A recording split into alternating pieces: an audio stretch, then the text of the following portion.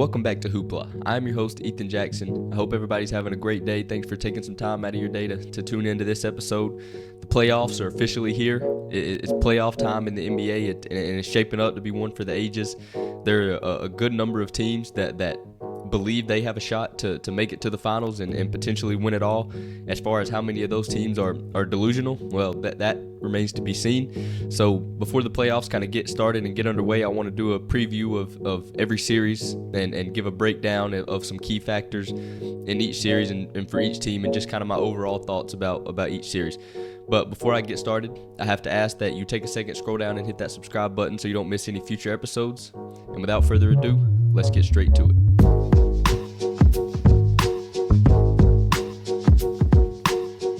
I want to start with the first seed in the West, the Oklahoma City Thunder, and their matchup versus the Kings or the Pelicans. As of this recording, the play-in tournament has for the play-in game for the 8th seed hasn't happened yet, but I felt comfortable talking about this series because the Thunder, I think they will be either one of those teams. The main reason for this is because of the injuries to both of the Pelicans and the Kings. Zion obviously hurt himself against the Lakers game the other day, and obviously Malik Monk and Kevin Huerter are out for the Kings. So while they can win a play-in game in the play-in tournament format because it is just one game, it can muster up enough points and firepower to win one game. There's just no way either one of those teams can beat the Thunder 4 out of 7 times. But since I do not feel like this will be much of a series, I just want to take some time to give some flowers to OKC Thunder because I feel like in saying that they will win because of the injuries, I kind of feel like I'm disrespecting the Thunder, but I don't mean for that to be the narrative at all. The Thunder are legit. It's that simple, and this series will be an opportunity for them to prove that they are a conference finals team or potentially a finals team. If they do what I think they should do and sweep or gentlemen sweep the series, I will have a better understanding of what they are capable of. On the other hand, if they allow this series to go 6 or 7 games, then I would give them no chance of getting past the winner of the Mavs-Clippers series. So that is the main thing I'm looking for in this series. I'm looking to see if the Thunder can continue the level of play that they've had throughout this season and on both ends of the floor, and hopefully they can take it up a notch to another level. It's just it's so hard to predict what young teams will accomplish in the playoffs because there's not much history of young teams being successful in the postseason. But then again, how many young teams have been the 1 seed in going into the playoffs? So they're kind of in unprecedented territory. And like I said, this series will be a chance for them to show me what they're really made of. So the Thunder definitely put me in a dilemma because I do not know what to expect for them in the biggest of moments because I have never seen them in those moments. You can say they have played in big games throughout the regular season and been in some big moments when they played against the league best, but they're still regular season games at the end of the day, and they do not compare to playoff games whatsoever. And, most of the time when we think experience, we think about crunch time of games, but experience in the playoffs can show up all throughout the game.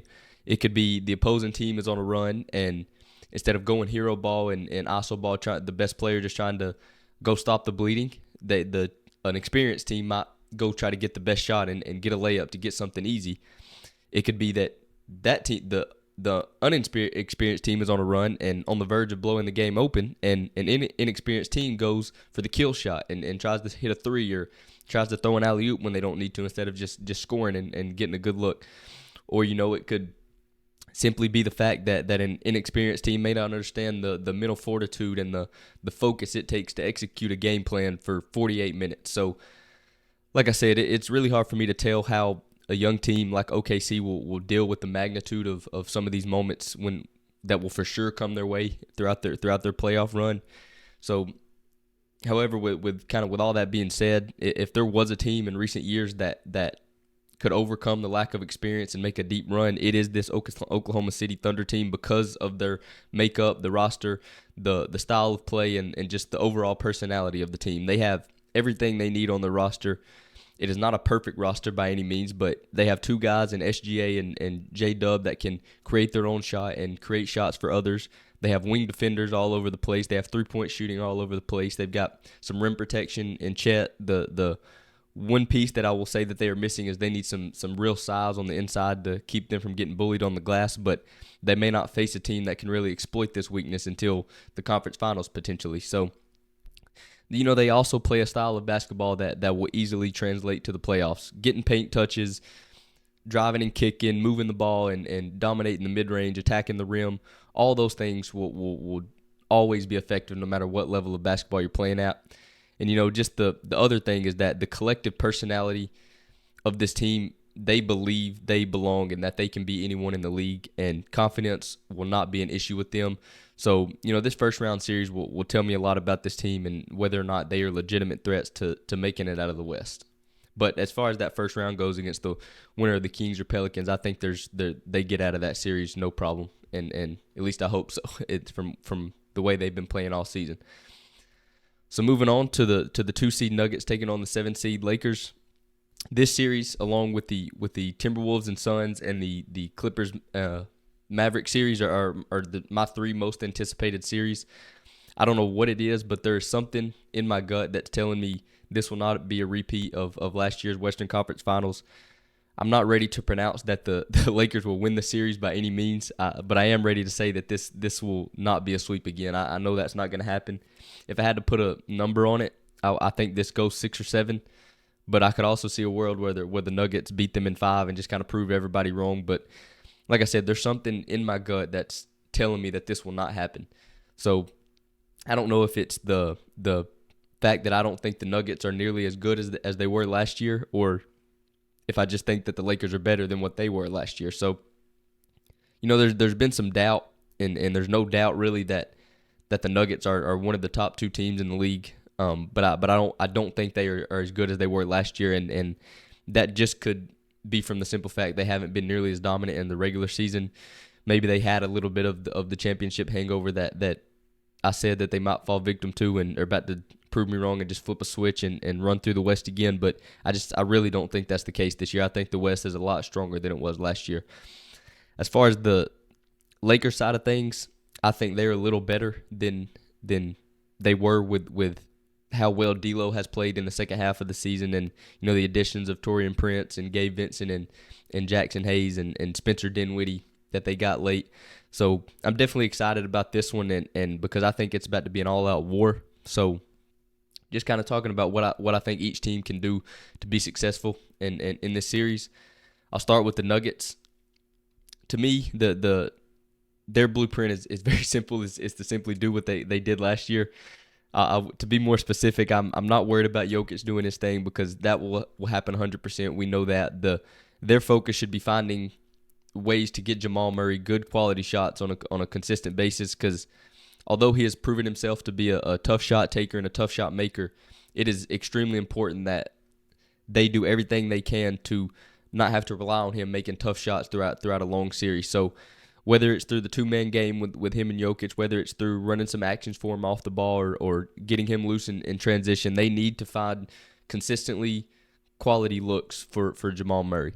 They also need to keep MPJ involved in the offense and make him more than just the spot-up shooter. Because not only will that put pressure on the Lakers' defense, but it will keep him engaged, which will in turn make sure that he plays on the defensive end and is attacking the glass and everything. So, like I said, I think they need to get him involved in some more actions, potentially use him in some mismatch situations where he's got a smaller defender on him or anything of that nature. So just keeping MPJ engaged is going to be pretty important for the Nuggets. Another key for the Nuggets, in my opinion, in this series specifically, will be to establishing Reggie Jackson as a playmaking burst and scoring burst coming off the bench. This could help take some of the burden off of Jokic and Murray from a playmaking perspective, as them two not always having to be the ones that create shots for the team. But it also kind of gives them a different look, because he's a very different player from Jamal Murray. So that means that they can run him in some pick and rolls and just throw the Lakers defense off, because you planned a defensive scheme to guard Murray one way, and then you've got a totally different player coming in and just kind of throwing things off, and you got to give them a different defensive scheme. So lastly, and this could potentially be the toughest of them for them to do, will be to ensure that the young pieces of Christian Braun and Peyton Watson get comfortable early in this series. They have to establish their confidence, not only for them but for the confidence of the rest of the team, and the coach, from the coach down, that he knows he has some people that he can throw in there, and because there's going to be moments in this series where you will have to take Jokic off the floor, whether it's due to foul trouble, fatigue, maybe he tweaks an ankle for a split second, has to run back to the locker room. There's going to be moments where Jokic and Murray are off the floor, and this means that those guys will have to contribute and make winning plays, or at worst not really mess anything up. So, like I said, they need to establish them very early on, because they bring in athleticism and that this team does not always have in their starting lineup. So if they are playing well, it really helps them and helps their chances specifically on the defensive end and in transition, because it gives them another look that they can throw at LeBron and Peyton Watson, who's a young, athletic, long, physical defender. They can throw on LeBron if Aaron Gordon isn't working or is tired or needs a break or has to move to the 5. And then the same thing with Christian Braun. It gives them a physical, strong, bigger guard that they can throw on Reeves or D'Lo if either one of them get loose, and just give them another look. But those are the main keys for me. I didn't really talk about Aaron Gordon and KCP because I feel like I know what I'm going to get from them. AG is Aaron Gordon is going to do his thing, and in the dunker spot, he's going to catch some lobs like he always does, and on the offensive end, and he'll be physical on LeBron and make it hard on him, and potentially even have to guard AD some when he comes in as the backup 5. And then obviously KCP is gonna make some big shots, some timely shots, and just continue to play some all-world defense. So those are the key factors, in my opinion, for the Nuggets to be successful in this series and for them to ensure that they win. And now flipping sides, the Lakers have a lot more that they need to happen. A lot of those things that I just talked about with the Nuggets are things that I thought would guarantee that they win the series, but there's still a world where they can win even without some of those things happening, because they're just simply a better team, I feel like. But the Lakers need these things to happen if they want to have any chance at knocking off the defending champs. And just like I did with Jokic and Murray, I'm also going to assume that LeBron and AD show up the same way that they do. I think that's fair, even though we saw some inconsistency out of AD in the first 2 playoff series last year, but really in that conference finals, he was pretty good throughout all 4 games. But like I said, I feel comfortable assuming that those 2 guys are going to show up for the most part, at least. So the first and most important thing for the Lakers, that D'Angelo Russell has to show up in this series. I'm not asking him to be superhuman or to be Superman, but he has to continue playing at the level that he's currently playing at and that he's finished the season with, or at least be close to that. He doesn't have to be everything of that, but if we just look at last year, he averaged 6 points. I think it was 6.3 points, and shot 2 for 15 from three-point line in that series. That cannot happen. In order to avoid that, it's not only does he have to be better, but the Lakers as a whole, from Coach Darvin Ham to LeBron to everybody else, the Lakers got to let him be himself. They got to let D'Lo be D'Lo. They need to continue to let him have the ball in his hands a lot and trust him to be a playmaker and make the right plays, and give him the freedom to be D'Lo, because I think he is the biggest key in giving the Lakers a chance to win this series. So, and then beyond that, they need AD to be the second best player in this series, in my opinion. I'm not going to ask him to be better than Jokic, because not only does he need to show up and be a double-double every game for sure, he probably needs to be high teen rebounds every game, but he needs to play well enough to where it's clear that he's the second best player in this series. And if he can play well enough to where I can make an argument that he was the best player in this series, then I believe the Lakers would win this series. But I don't think there's a world where he outplays Jokic throughout a 7-game series. But if he can kind of go toe-to-toe with him and just give his best, that means that the Lakers did not have to rely on LeBron to do everything, and that LeBron could be the third best player in the series. And when you have the second and third best player in the series, you have a strong shot at winning the series. Moving on, they also need, and this is a key too, they need Taurean Prince, Gabe Vincent, and Spencer Dinwiddie to make timely shots. They do not necessarily have to have a bombardment of threes from them, but they just need some timely shots from them. If you just kind of go back throughout history and look at every successful LeBron James-led team that's either made the finals or won the finals, they all have had role guys make timely shots all throughout the playoffs. And I guess that's really true for any successful team in the playoffs. They all have role guys step up and make timely shots. But I feel like this will be one of those series that, we're going to look back when it's over and say, and it's just going to be all boiled down to some role guys on either team making some big shots in important moments more than we look at how the stars play, because I think that's a given. It's going to come down to which team's role players show up more. And, just play style wise for the Lakers, they need to get downhill in transition as much as they possibly can. That's where they have an advantage on the Nuggets. They are at their best just period when they do that, but they really have an advantage on the Nuggets. They have a lot of guys that can make plays in transition. Obviously, you got LeBron, D'Lo, Dinwiddie can, Reeves can, Rui Hachimura can make some plays downhill. So they've got to establish their transition offense and get some easy buckets there.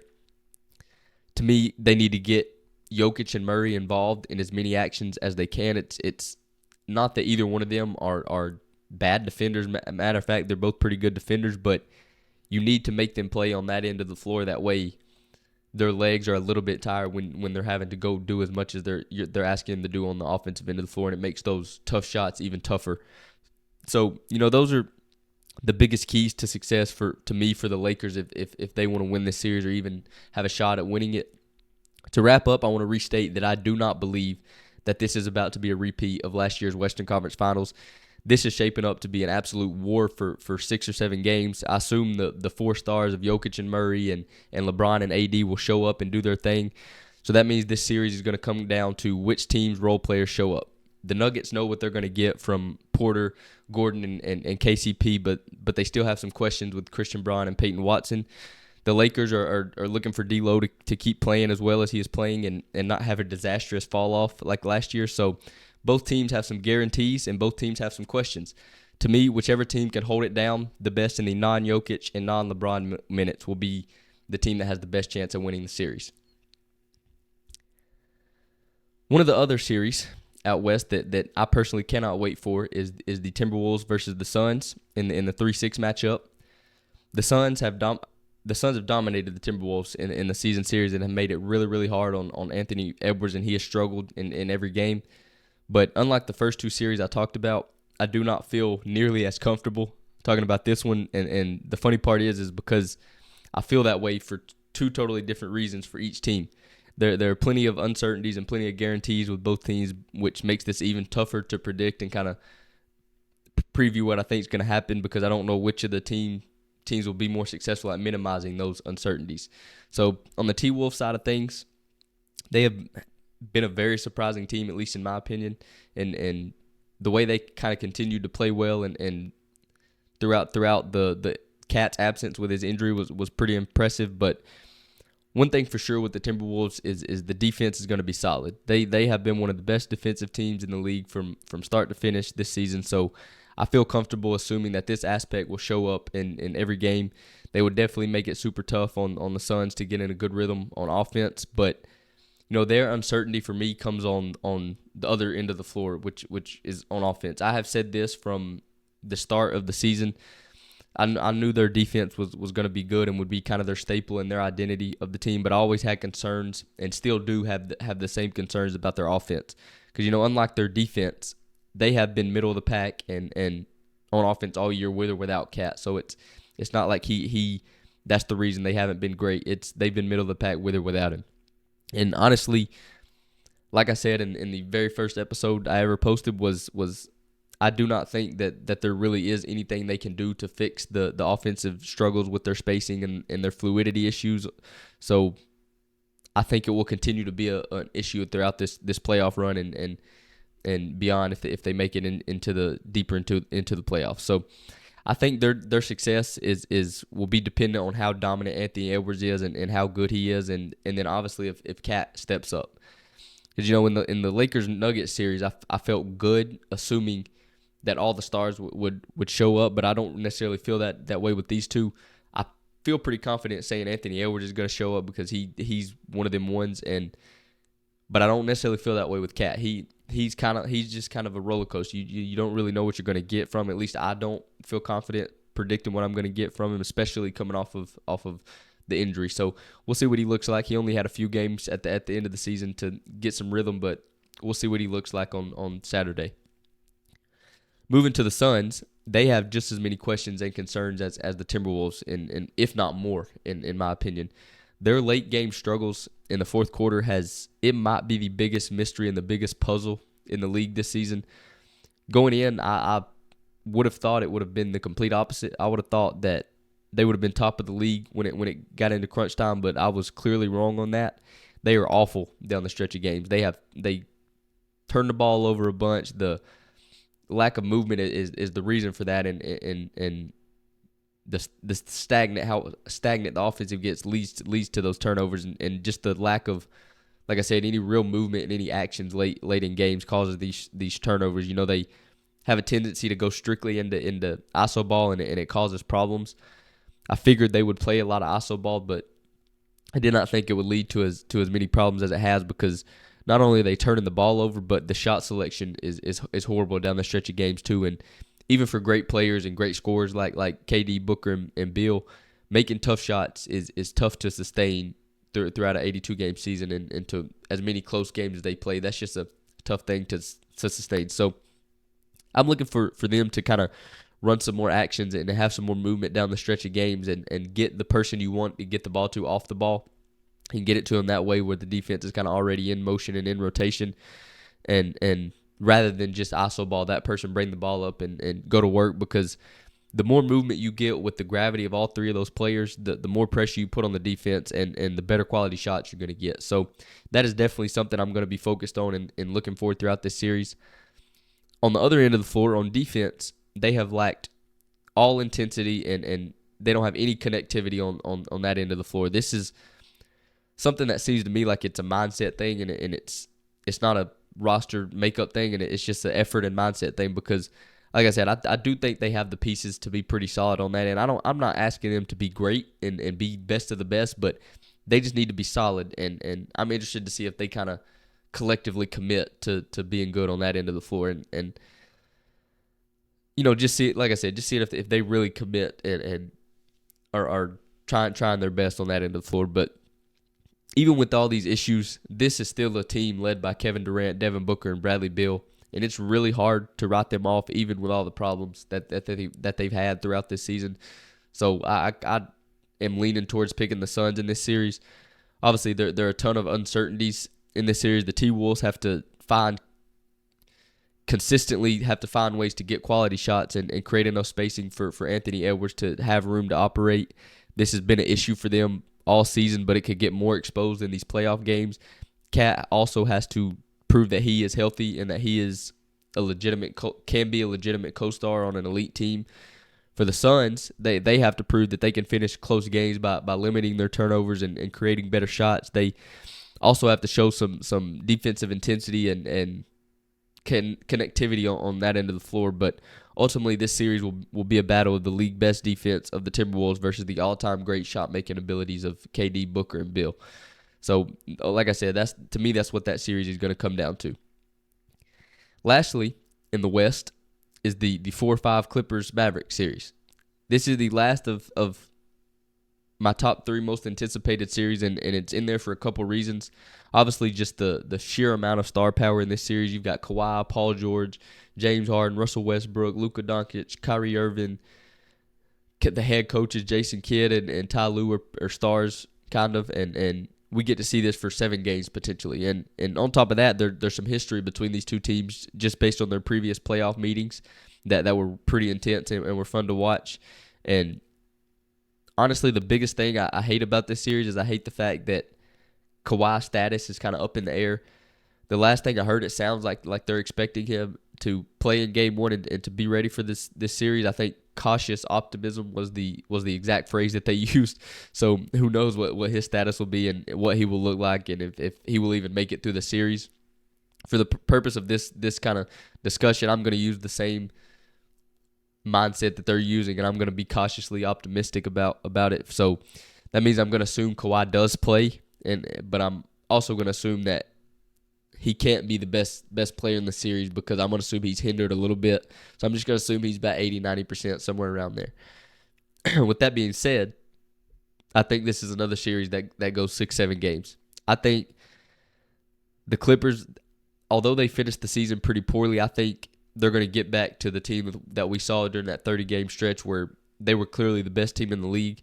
I don't think they continue on this path of that they are on currently. If they do, they might fool around and get swept or gentlemen swept. So I think they're going to turn things around and kind of flip a switch and lock in for the playoffs.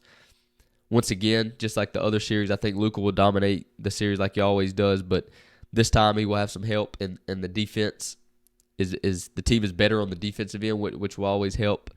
However, the Clippers, even though the Mavericks have been pretty good on that end of the floor, the Clippers are going to really test how good that defense is, because similar to the Suns that I just talked about, having those three guys on the floor in Kawhi, Paul George, and Harden, it puts defenses in a bind just by them simply being on the floor together. So this is definitely going to be a competitive series, or at least I hope it is. I hope the Clippers get back to being the team we saw earlier in the year, and I hope the Mavericks keep playing at the level that they finished at. And if that's the case, us fans, get the privilege of watching these, in my opinion, the two best teams outside of the Nuggets in the West battle for 7 games.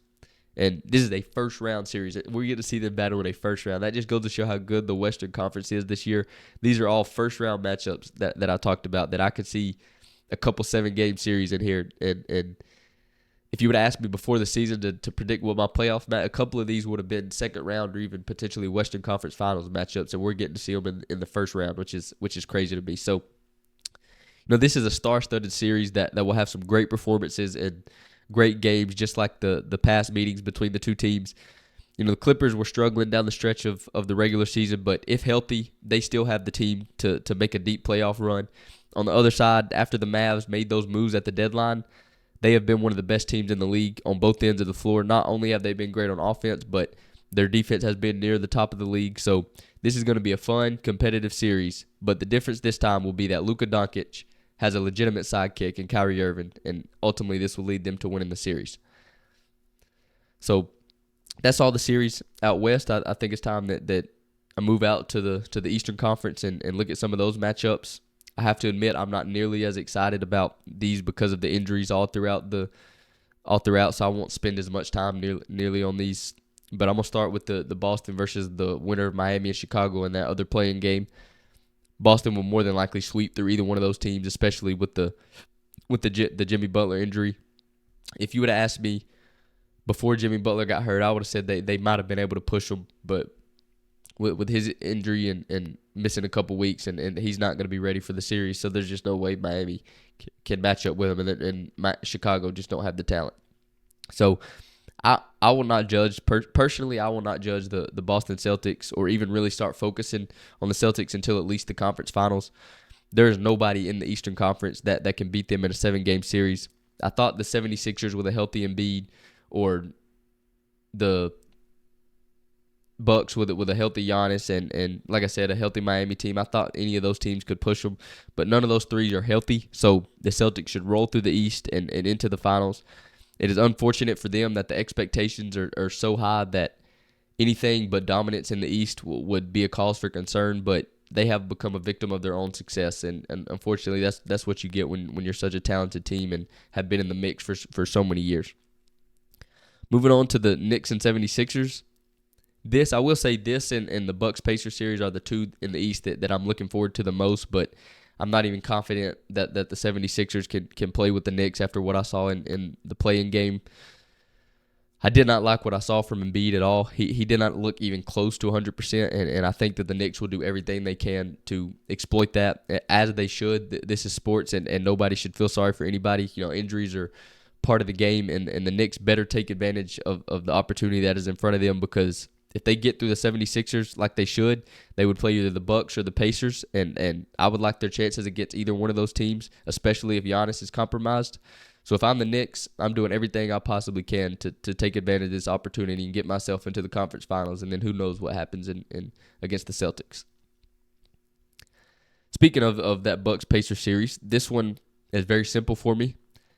If Giannis is unable to play for the majority of the series, I would lean towards the Pacers winning it, but it's ultimately gonna come down to Giannis's health. This series will come down to the health of Giannis.